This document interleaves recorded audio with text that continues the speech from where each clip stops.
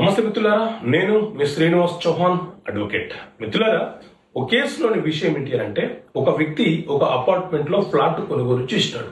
అతని పేరు మీద రిజిస్ట్రేషన్ అయిపోయింది. అయితే రిజిస్ట్రేషన్ చేసుకునేటప్పుడు అతను ఆ ఫ్లాట్ కి మిగిలి ఉన్న బకాయిలు ఏవైతే ఉన్నాయో అవి అమ్మకందారుడు పూర్తిగా చెల్లించి ఇతనికి ఫ్లాట్ అమ్మలేదు.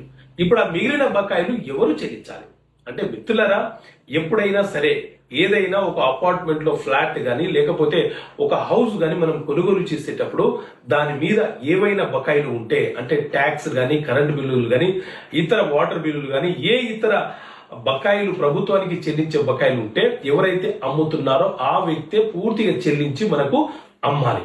లేదా మనం కొనుగోలు చేసిన తర్వాత మనమే బాధ్యులం అవుతాము. వాటిని మనం పూర్తిగా చెల్లించేసిన తర్వాత ఎవరైతే మనకు అమ్మారో ఆ వ్యక్తి మీద ఆ బకాయిలని తిరిగి వసూలు చేసుకోవడం కోసం, రికవరీ చేసుకోవడం కోసం వాళ్ళ మీద మనము సివిల్ కోర్టులో కేసు ఫైల్ చేసి మనకు రావాల్సినటువంటి బకాయిలకు సంబంధించిన సొమ్ము ఏదైతే ఉందో అది రాబట్టుకునే వెసులుబాటు మనకు ఉంటుంది. ముఖ్యంగా అపార్ట్మెంట్ లోని ఫ్లాట్లకు మాత్రము సెక్షన్ 22 అపార్ట్మెంట్స్ యాక్ట్ 1987 ప్రకారంగా వీళ్ళు ఫైల్ చేసుకునే వెసులుబాటు వీళ్ళకు ఉంటుంది.